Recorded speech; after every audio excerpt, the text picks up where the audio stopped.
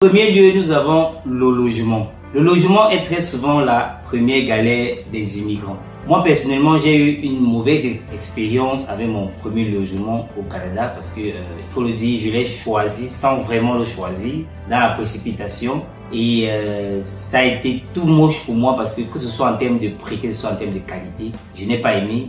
Mais comme je l'avais signé 1 an également sans vraiment le choisir, j'ai été obligé, contre ma volonté, d'y rester pendant 1 an. Et ça a été, croyez-moi, pas du tout agréable. Donc, je vais vous inviter à prendre vraiment le temps de choisir votre logement. Je recommanderais même de le faire depuis son pays d'origine parce que on a des plateformes aujourd'hui qui le permettent et je vais vous les citer tout de suite. Quelques plateformes qui vont vous aider à pouvoir choisir votre logement depuis votre pays d'origine.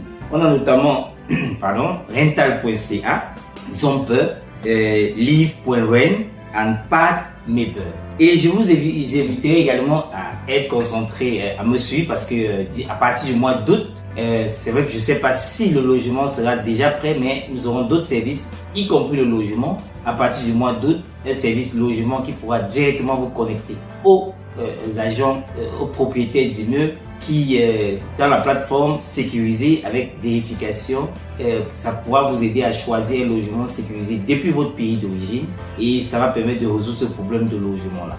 Donc, voilà un peu la première des choses. Et aussi, pour éviter les arnaques, parce que c'est aussi une question très importante, il faut toujours vérifier, visiter le logement, soit physiquement, si vous êtes déjà sur place, soit exiger que le propriétaire vous filme en direct le logement que vous avez choisi, parce qu'il y aura une plateforme, il y aura un espace où vous aurez différents logements, vous pourrez faire le choix.